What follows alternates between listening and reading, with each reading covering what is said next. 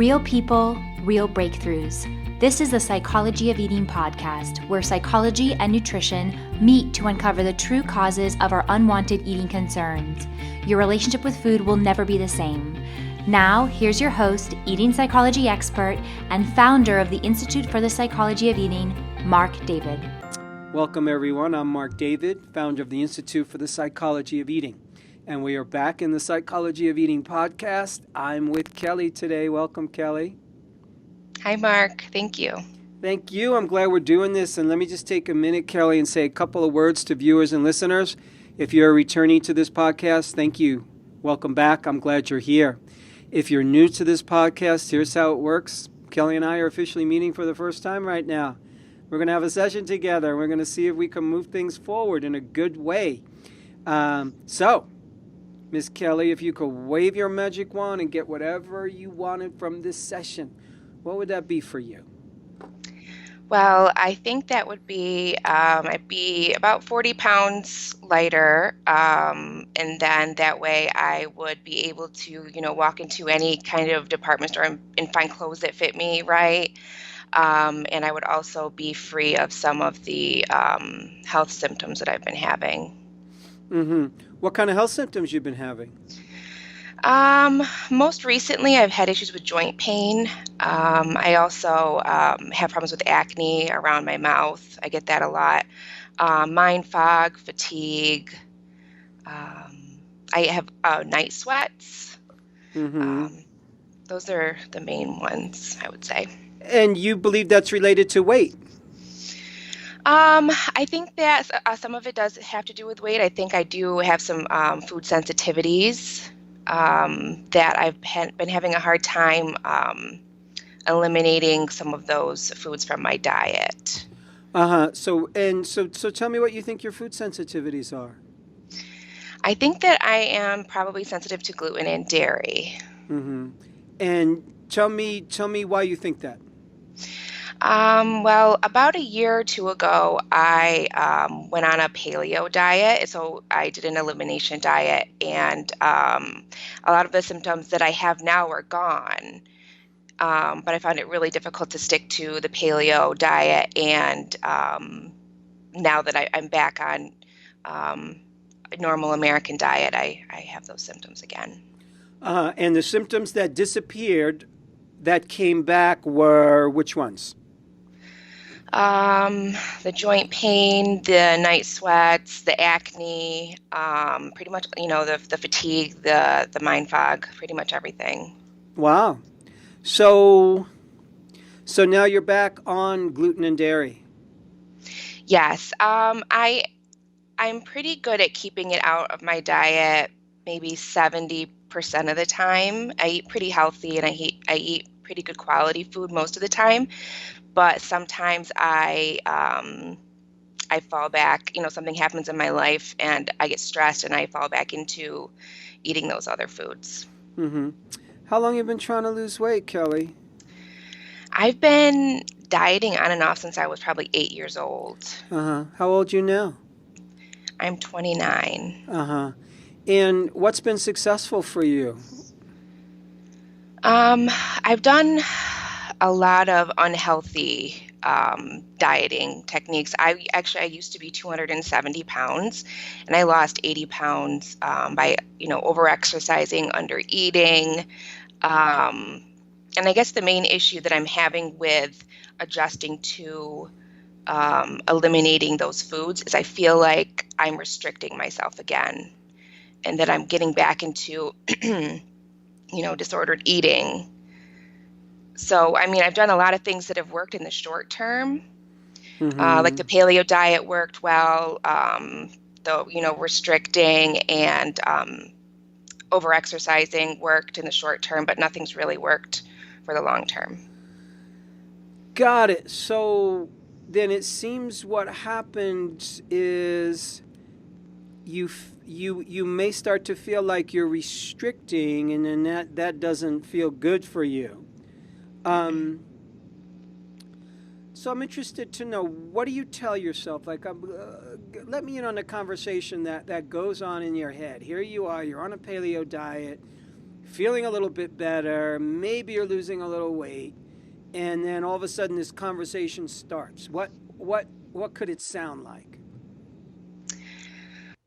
Well, a lot of times it's when I'm out with my friends, eating dinner in a public place. I see my friends eating whatever they want. I see other people in the restaurant eating whatever they want and not having an issue with it. And that they don't have weight issues. They don't have the health issues that I have. And it's kind of like a rebellious voice in my head saying, it doesn't matter.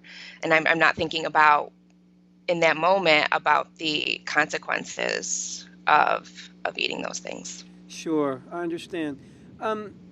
What do you want your weight to get down to? What's so you know how much weight you want to lose? What would that put you at? That would put me at like 195. I'm about 235 right now. Mm-hmm. When was the last time you were at 195? That was when I lost, let's see, so that was when I lost the 80 pounds. That was when I was about 24, I believe. Mm-hmm. So about 5 years ago. Mm-hmm. What started the dieting when you were 8 years old? Did you really need to lose weight? Did your parents put you on a diet? How did that start? My sister, I have 3 sisters. They're all very thin. I was bullied at school, and so both of those things together made me feel like I needed to go on a diet. My dad teased me about my weight, but I wasn't, my parents never put me on a diet or anything like that. It was something that I did myself. Uh-huh. Where are you in the birth order of your sisters? I am the second. Mm-hmm. And do you ever say to yourself, oh, I think I carry this extra weight because... What do you say to yourself? Well, there are some people in my family who are larger, so I think sometimes it's a genetic thing because I've always been a larger person. So I think there's a genetic component to that. I've had problems with binge eating a lot of my life too. I think that has played a big part of it. I keep a lot of my emotions in, and so I eat. I stress eat. I do a lot of emotional eating, and that's put on the weight too. Mm-hmm. So these days, how many times a week would you say you might binge eat or emotionally eat? It's maybe actually for like an entire day, maybe 1 to 2 days a week, and the rest of the week I'm probably eating more like normally, like how I should be eating. Mm-hmm. So maybe 1 or 2 days a week, it just kind of falls apart, is what I hear you saying. Mm-hmm. Yeah. Any particular days that might happen? During the week, weekend, doesn't matter? Usually the weekend. Mm-hmm. Why do you think the weekend? So, Friday night I get done with work. I'm stressed, and sometimes I feel like I want to treat myself. And then it just spirals into binging, basically. Mm-hmm. What might you binge on? If you're going to binge, what do you go for? I go for sweets. I've gotten it to. It used to be like Little Debbie's and things like that, but now it's like sugar-free, like high percentage cacao chocolate and like Mm-hmm. cashew butter and stuff like that. So I've evolved a little bit in that way, but it's sweets. Mm-hmm. And what happens afterwards? After that 1 or 2 days is kind of over, do you have to like force yourself to get back on track? Like, how do you get back on track? It's just like I get back into my regular routine. Monday or even Sunday evening rolls around, I get back into my old routine, and it's pretty natural. Mm-hmm. Do you live alone? Yes. Are you in a relationship? Yes. And how long?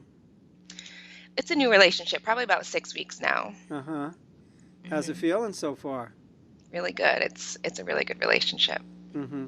Mm-hmm. What makes a relationship good for you? We have a lot in common. We have a lot of the same goals and values. He's very supportive. He's very loving. He's just great. How does he feel about your body? He's fine with my body. He just started a bodybuilding like a bodybuilding lifestyle though too. So he's lost some weight and is very strict with how he eats. Mm-hmm. Is that hard for you?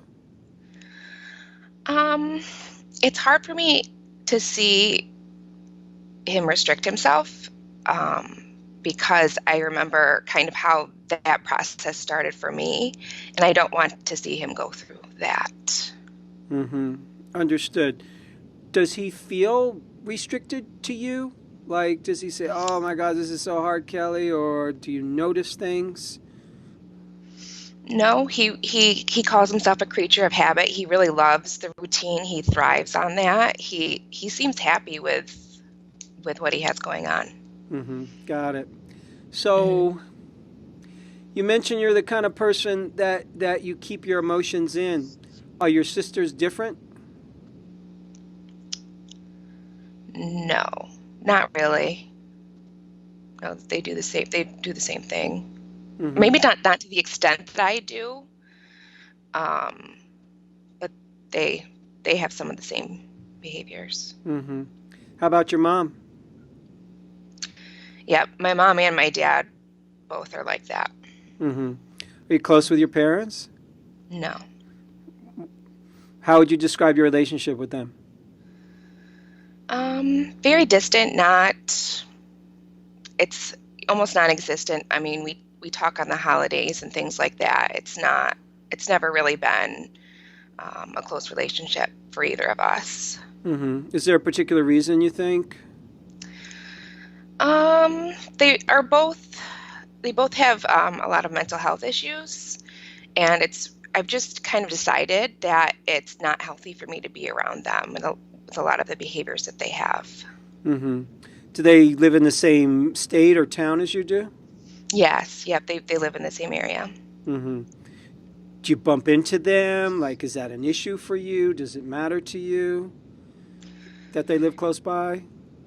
I do bump into them sometimes. It's always weird and like an anxious experience for me. But ideal, yeah, it's not a huge problem though. Mm-hmm. So, in an ideal universe, let's say you lost the weight that you wanted to lose and you kept it off permanently. Other than the fact that you lost that weight and maybe some of your symptoms go away, is this new you any different? Or do you just weigh 40 pounds less and have less symptoms? I don't think I would be that much different. I mean, I might be a little bit more confident. I do have, I work in a corporate environment, so in that way, I do feel pressured to, be smaller and look more socially acceptable. But overall, I don't think that I would be a different person. Mm-hmm. So you might be more confident. You might be, more kind of fit in your corporate environment, which would make you feel a little more comfortable. Is that accurate? Yes. Okay. So here you are. You're on a diet. You're on a paleo diet. I kind of want to come back to this again. And there's this part of you that all of a sudden might feel like you're restricting. What does that feel like when you go, "Oh my God, this is restriction"? Like, tell me, say more about this thing called restriction for you. Well, there was a part of me that was kind of addicted to the restriction part of it. I loved feeling like I had control over it. But then I would just get more and more restrictive. So I would, read all these books and articles about all these different ingredients and macronutrients and things like that. And I would just get so obsessive over the tiniest little things. And it would just make me feel crazy after a while. And I felt like I couldn't even leave my house because there was chemicals and everything, and I had to just control every little thing that I put in my mouth or on my body. Mm-hmm. Got it. So it sounds to me, correct me if I'm not getting this right or if I'm wrong, or it sounds to me that in a weird way you're either on a diet, whatever that diet is, that's pretty, let's call it restrictive or specific, or you're totally off it. Yeah, for most of my life, yeah, it's been like that. And when you're totally off, there's like no major middle ground, so to speak. Is that true? So. Yeah. Mm-hmm. Okay. When are there weeks where on the weekends you don't binge eat? Does that ever happen? Yeah. Yeah, if I'm feeling particularly happy, or like since I've been in this relationship, I haven't really been binging all that much, especially if he's here. He lives about 2.5 hours away, so if he's here with me, I feel happier and I don't feel the need to binge as much. Mm-hmm. Got it. How you doing in this conversation? Like, how is this for you? Me asking you all these personal questions. It's a little nerve-wracking. Yeah, it is.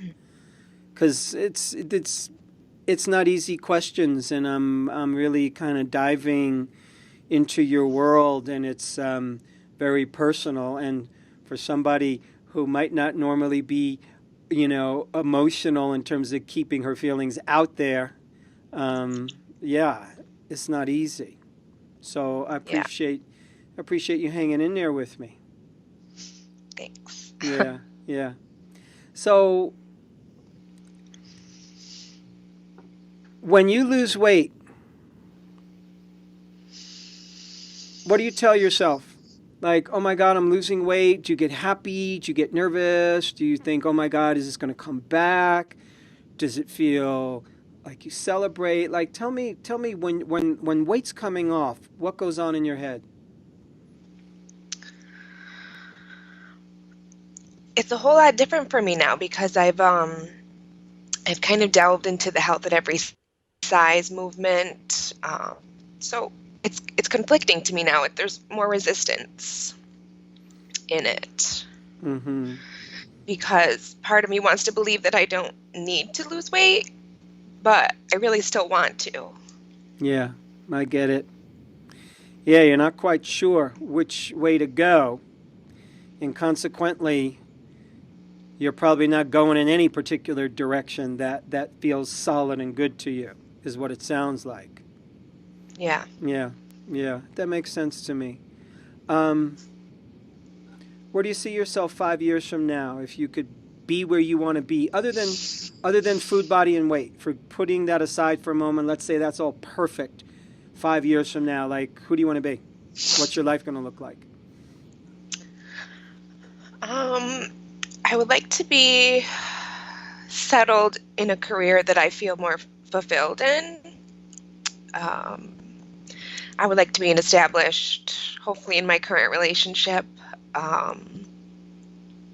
Maybe, living together.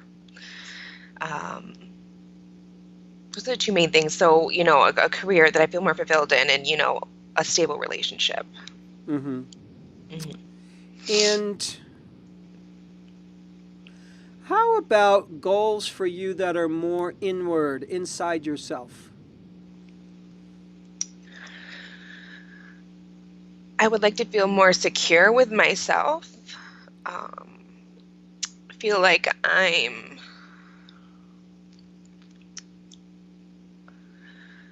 worthy and that I'm good enough. Mm-hmm. Yeah. Yeah, that makes total sense. You've been working hard. Yeah, you've been working hard. I get it. I think you've also been working hard to the degree that it's easy to wonder, like, okay, where's the results? I'm putting in all this effort. I'm doing all this studying. I'm doing all this reading. I did these intense diets. I did this intense exercise. Really, after doing intense exercise and intense dieting, you technically can't work any harder than that. There's no harder. Yeah. At some point, in what I'm getting from you is that you're a little tired, probably, of all the hard work that doesn't get you what you want. And the prospect of working harder makes absolutely no sense to you. I think part of the reason why you rebel and go off a diet, yeah, you call it like, I don't like the restricting, but there's also a place where, like, okay, it's so difficult to maintain that, do I have to work this hard? So let me say a few words about what I think might be helpful and useful for you. I'm going to just kind of bounce around a little bit, but we're going to slowly, I think, drill down to what might be helpful for you. There's a minor detail I want to take care of, but it's important for me to take care of this detail with you. At the beginning of the conversation, when you talked about weight and you talked about some of your health symptoms, you said, wow, when I lose the weight, I'm not going to have these symptoms. And all I wanted to say to you is, other than maybe joint pain, you could have all those symptoms and weigh like 120 pounds for the most part, even joint pain. So I just want to say that letting go of weight and being symptom-free doesn't necessarily follow one another. It might. I think I get what you were trying to say, which is, wow, if I eat a certain way and I don't eat foods that I'm allergic to, I will then lose weight and I will then not have these symptoms. You could potentially eat none of the foods you're allergic to. You can get rid of all the junk food. You might not lose weight, but you might lose your symptoms. So this is a little detail. All I want to say, and this is health at every size, that we don't exactly know what your symptoms are going to do relative to your weight. We don't truly know. That's just a little piece of information. I am totally fine with you if you say to me, I want to lose weight. Plain and simple. I want to lose weight. I want to feel better about myself. I want to fit into clothes. I want to weigh something different in my work environment, in my sitting anywhere, being anywhere, be with my friends. I think it's perfectly legitimate for you to start to separate that out and not have to make excuses for it. You see what I'm saying? It's like, you can tell me, Mark, I want to be living with my boyfriend at some point. You don't have to explain it to me any further than that. You don't have to give excuses. Well, I want to be living with my boyfriend because it's really the right thing to do, or that's what a smart girl does, or it doesn't matter. You can tell me, I want a job I feel more fulfilled at. I don't need any more information. You can give me more, but you don't need to justify. That's all I'm saying. You don't need to justify if you want to look weight and want to look a certain way. Does that land for you when I say that? Yes, it does.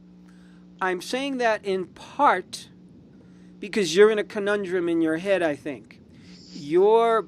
So where I see you, if we were kind of at the shopping mall, and you know how they have those signs that say you are here, you're trying to find the food court, or you're trying to find the clothing store, and it's a big mall, and like, where the heck am I? So I'm just trying to locate you on the map.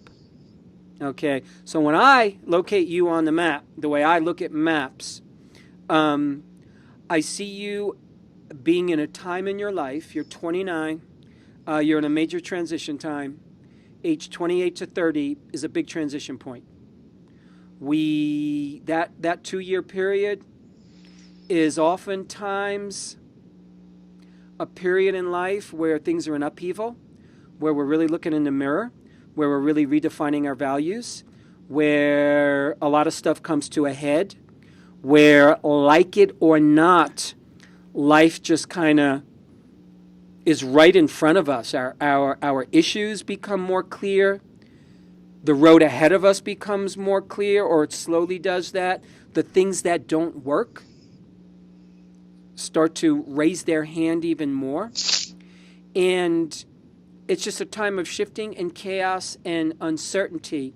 It's kind of like being a caterpillar and spinning a cocoon.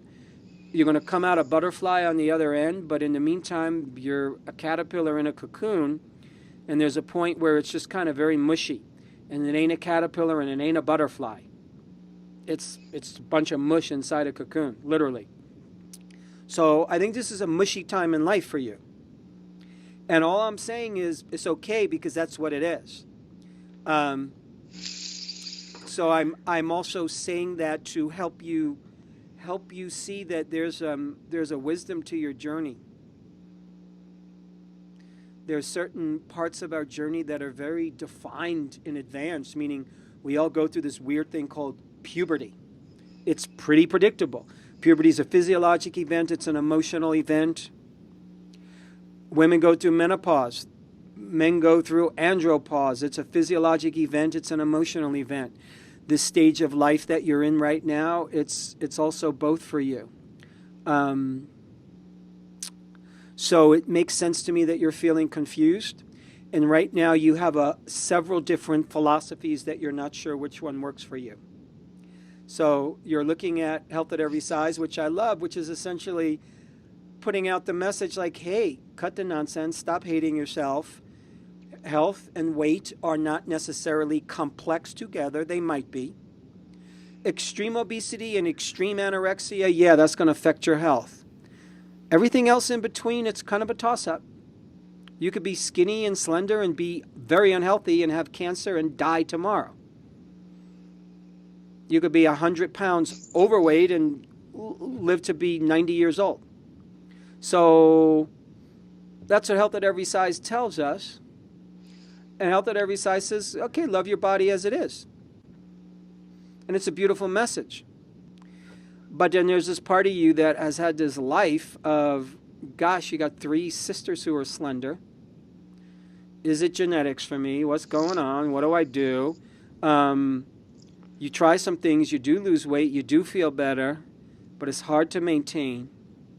So I get there's a part of you which is totally legitimate. I just want to honor the part of you that says, wait a second, I think I got weight to lose.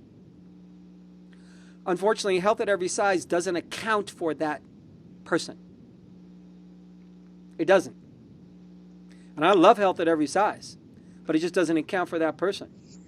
So you have a tricky road here right now, because in a weird way, both are true. It's a little bit of a paradox. What's true is all their messages are true. Yeah, love your body right now. It's true. Your health and your weight are not necessarily complex together. It's true. And what's also true for you is you'd like to lose some weight. And sometimes you're on board with that, and sometimes you're not, and you go back and forth, and you're fighting yourself a little bit. So at the very least, I want to see you let go of the easiest fights that you don't need to be in. Sounds good to me. Yeah, so because one of the challenges for you is that you've been doing battle for a long time, it feels like. It's just a battle in your world. The battle's in your head. The battle is with your emotions to keep them in and to play your cards right. And the battle is to try to feel good about yourself. The battle is to try to lose weight. And the battle is how to do it sustainably, how to feel good about yourself. It's exhausting. Yeah. Yeah. So I'm honestly, so much of what I get from you is there's a certain battle weariness that I just pick up on, you know? And I think that battle weariness is starting to impact you because it's freezing you a little bit. You're not sure what's right for you right now. Yeah. So what I'm saying is that's okay. That's a good place to be. That's a good place to be. Because you're doing what's right. Here's what you're doing right. You're looking at all your options. You're looking at all your options. Okay, wait, here's a good option. Stop beating myself up and telling myself I gotta lose weight. What are the positive messages I can be giving myself? That's a very beautiful option to explore. On the other hand, you're wanting to eat healthy because you notice you feel better, but whoops, that's also hard. That's restricting. I don't want to restrict because that makes me crazy. So let me not restrict and make myself crazy, but that doesn't work either. So, but the good news is you're going, this sort of works, doesn't, this sort of works, doesn't, this sort of works, doesn't. So what you're doing is you're gathering more information about what works and what doesn't. And it's a little bit unfortunate because so far, not one thing works. Yeah. Which we would like to have one thing that works so we don't have to be in this conversation and you can live happily ever after. So here's what I want to suggest to you.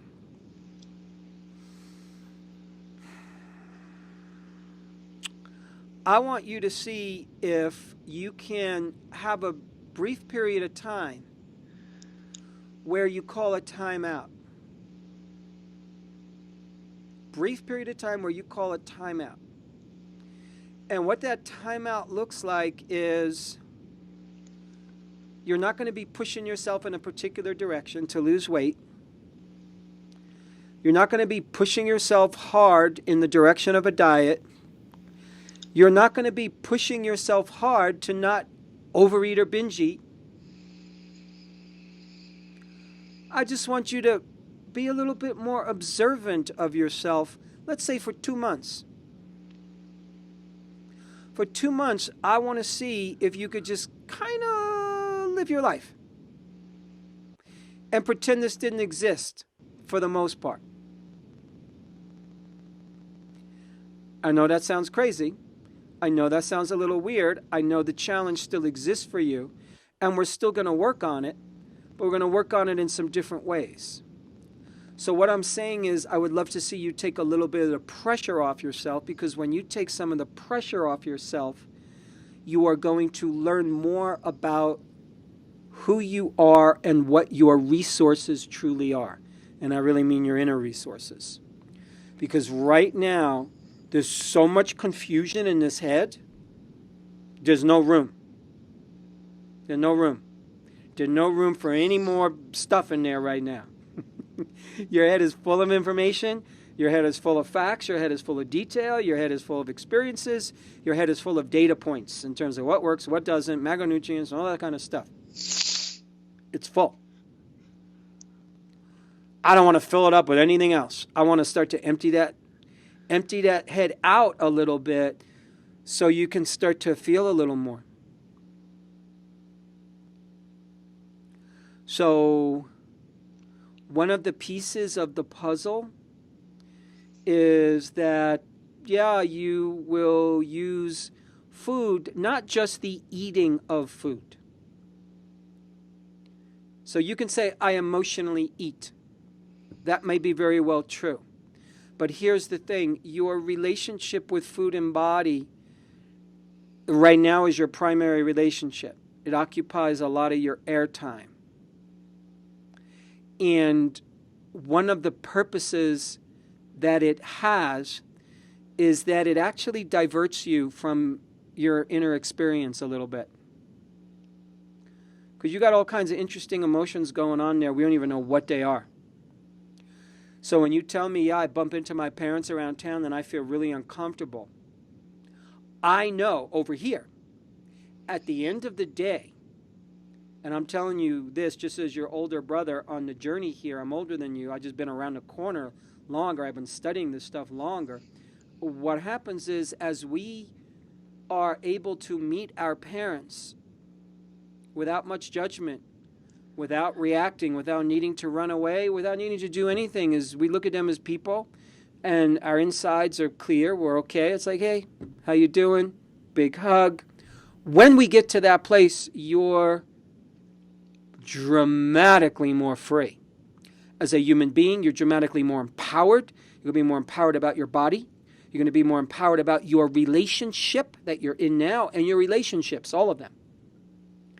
Because our relationship with our parents informs every other relationship. And as long as we are in discomfort with them, that means there's just unresolved things. It happens. That's the nature of the beast. It's life. You didn't have a perfect upbringing. Your parents weren't the ideal parents. Just weren't. Most people could say that about their own parents. They weren't ideal. I was not the ideal parent to my son. You will probably not be the ideal parent to your children, and we'll do our best. So all I'm saying is, as a target to shoot for in the future, that's where I want to see you go. But that takes a little bit of work. And in order to do that work, we have to feel. We just have to feel. And in your family system, what I'm hearing is there's been a little bit of a teaching called, let's not feel publicly or with each other. Nope. That gets swept under the rug. Nope. We don't talk about that. Nope. And you're a little bit borderline with that. You still believe in that, but you don't, but you do, but you don't. But you do. So you are still living in your parents' house in that regards. I need you to start to choose who you want to be as an adult in this world, independent of your parents. So you are independent of your parents, technically speaking. You don't live with them. You live by yourself. You have your visits with your boyfriend. Who do you want to be?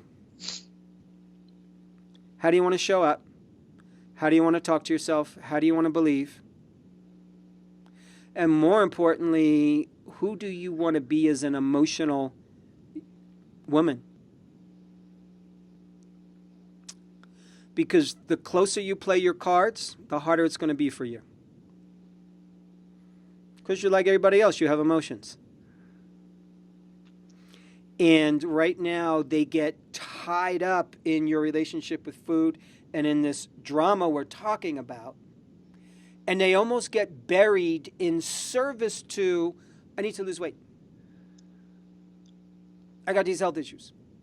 I got these symptoms. Now, I know you got these symptoms. That's legitimate. I know you want to lose weight. That's legitimate. What I am saying to you is the most important thing, I think, for you to get where you want to go. So if I was going to get $100 million to help you lose weight permanently, this is exactly what I would be saying to you. If I was going to win a lot of money and that was going to motivate me, I would be saying the exact thing, which is Kelly first needs to reacquaint herself with her emotional self. And this is emotional stuff. And I'm wanting to see you have friends that you can cry with and vent to, like in a big way, and get real messy. I would love to see you get more messy in private. Like just messy. Like tissues all over the place. Did you ever do that? With myself, yeah. Not with anyone else. Do you have a girlfriend or girlfriends you could do that with? Not really, no. Sisters? I probably could, but I don't. Yeah, I've always been kind of like a mother figure to them, at least the younger ones. So I just don't do that. It's almost like, here's what it is to me. It's almost like there's this part of you that you don't feed. There's this part of you that like gets a empty plate, and it's called the emotional part of Kelly. You just give her like two little beans on a plate. The rest of you gets to eat. She doesn't. You know? And comes the weekend, it makes sense to me that you go for food. There is no way right now that I would try to take that away from you, because that's actually a way that you feel more intimate with yourself. You feel more connected. It actually helps you cycle some of your emotions, believe it or not. It doesn't do it fully at all, but it's the closest substitute for you to feel emotions. Because just like, oh my God, I want this. Oh my God, I need this. Oh my God, I've got to go for this. Oh my God, I feel better. Oh my God, I shouldn't be doing this. So there's all these emotions start to circulate when you emotionally eat. So you're reserving your emotional life for the plate, and it belongs to other places as well. So I'm not saying to you don't emotionally eat. You have to right now in order for you to cycle some of your emotions. It helps you move them. So you will need to emotionally eat as long as you are a cool poker player. As long as you think you got to play the role of mom. As long as you think you got to isolate and do this by yourself, that's as long as you're going to need to emotionally eat. So you have to create new family for yourself, chosen family, meaning you're going to do a do-over in a weird way now. And you're going to start to surround yourself with people that can help bring you up and raise you in the direction you want to go, help uplift you. You need people you can have like a 30 tissue evening with. It's funny because I think I've known that, and I've started that process. I've found those people, but they're kind of just there, and I haven't taken it to the next step yet. I haven't taken it to the next level, just because I'm afraid to. I'm afraid to go there. Mm-hmm. Okay, so I'm glad you said this. That's very honest, and it's very sweet, and thank you for saying that. And also, there's a part of you that knows that, so I'm not telling you anything you don't know. All I'm doing over here is I'm giving my opinions, and you're measuring that against your own experience. Mm-hmm. That's a very wise thing to do. So it's not about me being right or wrong. It's about me saying and you going, how does that land for me? How does that resonate for me? So here's what I want to say to you. You have a very interesting definition of the word restriction. You have a very interesting relationship with the word restriction. And let me just spend a few minutes with this, tell you what I mean, and we'll see if this is at all useful for you or helpful for you. The key thing that you told me that derails you when you're on a diet or any kind of program is that at some point you feel this is restricting to me. And when I feel restricted, that sends me into a certain way of being that I don't want to be. I don't want to be in restriction because that's not healthy for me. And I will agree with you. There's a place where you don't want to be in that unhealthy zone. What I believe you call restriction, really what you're saying is obsession. When I start to get obsessive, that is unhealthy for me. Substitute the word obsessive for restriction. When I get obsessive, oh my God, I shouldn't eat this. Oh my God, I should do this. Oh my God, no, if I don't do this, I'm going to be really screwed. And it's like, wait, I did it. I didn't do it. And it's this obsessive nature that takes over and runs your brain. Restriction, on the other hand, is really creating boundaries and definitions and guidelines. The light is red and it says don't walk, don't walk. Otherwise, you run the risk of getting killed. That ain't a restriction. It's not a restriction. It's just smart freaking rules and guidelines. that will help you. You are calling that don't walk sign as a restriction. Why? Because there's a little rebellious part of you that's an 8-year-old girl. No 8-year-old girl should be on a freaking diet. No 8-year-old girl should be teased or made fun of or bullied. No 8-year-old girl should feel less than comparing herself to her sisters. No 8-year-old girl should be in any way disrespected or disregarded because of her body, her shape, or her weight. So, okay, you decide, wait a second, let me change my food. This will maybe somehow help me. And it feels like restriction. Because to a child's mind, to an 8-year-old mind, it kind of is. It's some voice saying, you can't do that. And that voice looms large in your head. You can't do that. You, take the goodies away. So there's an 8-year-old girl in you that rebels every time somebody's trying to take something away from you, because any good 8-year-old girl, any smart 8-year-old girl is going to go, no, I don't want to diet. It's nonsense. So that's the appropriate response for an 8-year-old, not for a 29-year-old. For a 29-year-old, the appropriate response is, okay, what works, what doesn't? What helps me, what hinders me? What advances me? What moves me back? Simple in principle, not easy to practice. I understand that. What I'm saying is simple in principle, but I at least want you to understand the principle that I'm trying to outline here. So what's happening for you here is that you are growing up. You're growing up. You're 29, you're growing up, you're becoming more of an adult. I ask you adult questions. What do you want to be in 5 years? I want to have a better job. I want my relationship to deepen. Great.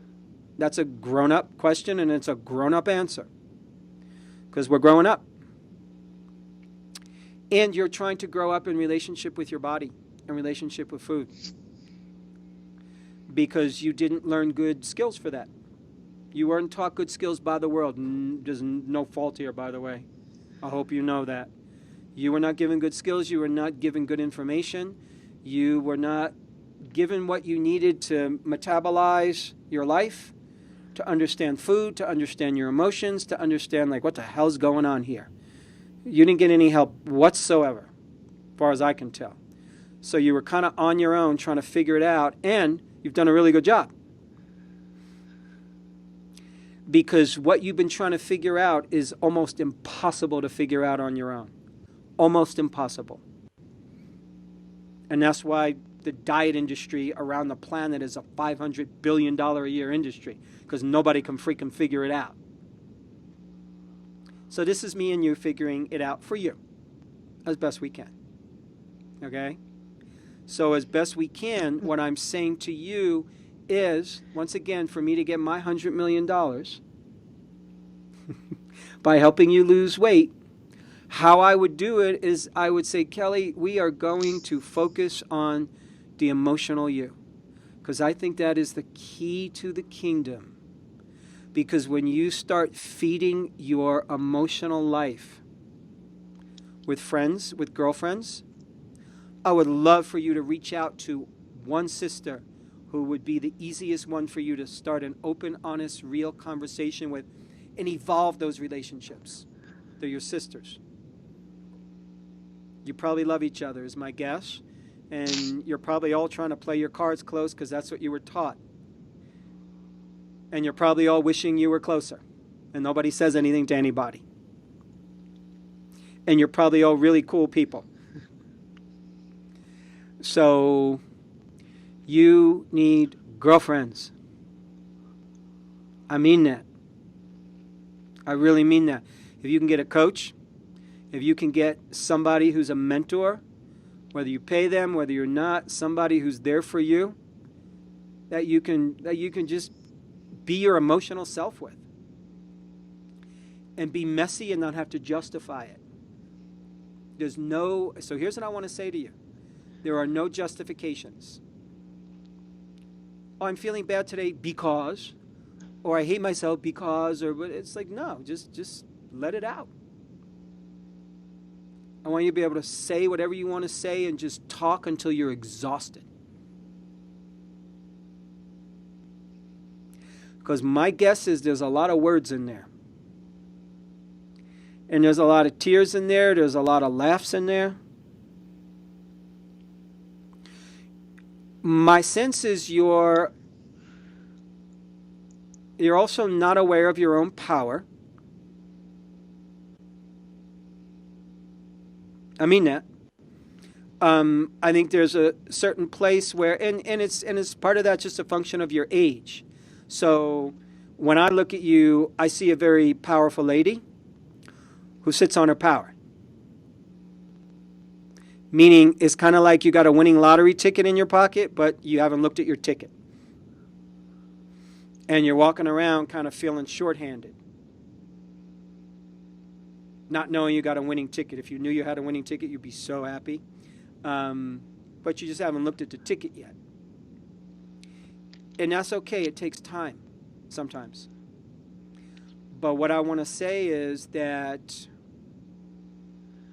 you got way more going for you, to me, than you know, than you can imagine, in a good way. And the way you start to meet her and meet your destiny more and meet your power more is to start to get more cozy and comfortable with your emotional self. And the way you start to get more cozy and comfortable with your emotional self is to realize that your emotional self oftentimes is a mess. And you don't like messes emotionally. Is that true? Yep. Mm-hmm. That is very true. Yeah. So it gets messy. You don't have to be messy in public. I just want you to be messy behind closed doors. I want you to meet that part of you, because when you do, you're going to start to be more free. There's something I talk about in our professional training to our coach trainees, and it's how weight is oftentimes potential energy that is stored. According to science, fat on one's body is considered stored energy. So if somebody's carrying around 50 extra pounds, it's considered stored energy. And what they mean is stored caloric energy. That's a certain degree where that's true. Sure, stored energy, right. You could burn it and use it for energy. Oftentimes it's also stored emotional energy. It's stored power. It's stored brilliance. It's stored inspiration. It's stored anger. It's stored rage. It's stored love. Energy for life. Fuel for life. All of it. There's a place where, in my belief, some of your extra weight is just, it's your energy. It's your expression. So it's not about losing weight for you. For you, it's about expressing yourself. If you freaking focus on losing weight, you're focusing in the wrong direction. That's like saying, I need more money. Let me focus on money. Do I print it? No, that's illegal. Do I steal it? Focus on the money. That's illegal. I could borrow it. Okay, but that doesn't really teach you how to make money. So if we were going to really focus on money, maybe we focus on a skill. Maybe we focus on a career path. So I'm trying to draw an analogy. You're focusing on a bunch of body pounds. That's where your focus has been. In order to lose weight, you've been focusing on the pounds themselves, which means you focus on exercise, which means you focus on diet. That has not worked for you. The reason why it hasn't worked is it's not your road. It's not your road to take that's going to take you there. You are discovering that. I am over here raising my hand saying, me being fanatic about this kind of stuff, that's what I personally see here. It's not going to be your road. Your road is going to be being you And when you be you, your body can be it. When you be the real you, your body can be the real it. If your body has a real weight, if your body has a natural weight, it will track the natural you. For many, many people. Is this true for every single human? No. Do I think it's true for you? Absolutely. Your weight will track you. As you start to be you, your body can then start to find its more rightful place. So that's why I'm asking you to defocus on the weight for 2 months. Because I want you to start to focus on you a little bit more. I want you to focus on girlfriends. I want you to focus on reaching out to a sister. I want you to focus on emotions. I want you to focus on having crying sessions and talking sessions, and just literally I want you to think, Mark said be messy. Messy, snotty, tears, crying. Don't hold back. Doesn't matter. That's going to help grease the wheels and get things moving for you and help you start to access you more. So I'm talking away here quite a bit. How are you doing? How's this all landing for you? Tell me how you're digesting this. Well, you talked about how I, needed girlfriends. I needed to express myself more, and I've known that for a while, and I've been slowly working towards that, I think, but I guess I just never realized that could be tied into, my health issues or my weight issues. So I'm kind of trying to digest that still, but yeah. Got it. So I'm going to leave you with that thought, because that's what's on the table here, and we're at that time. And what I want to say to you is, I feel pretty strongly about this for you, and I really want you to think about it, and I really want you to consider it, because if dieting and exercise would have worked, it would have worked for you. And what I'm saying is, your emotional eating, it's an interesting term, emotional and eating. It's connecting the dots for us. So it means that the answer is found in the emotional realm, oftentimes. So it's not about stopping emotional eating. It's about you beginning your emotional journey in a whole new way, is what I'm suggesting for you, and I would love for you to consider that. And we are at that time. And Ms. Kelly, you have been very, very generous and honest talking about showing up with one's emotional self. You have been doing that this entire conversation. To me, you've been very brave. You've been very honest. You've been very real. You've been a little messy. And when I say messy, that's a compliment. I really mean that. I know you got the part of you that's well put together and that's organized and that's on target, and I get it, and she's beautiful and wonderful. And you got these other parts of you as well that need to be honored in addition.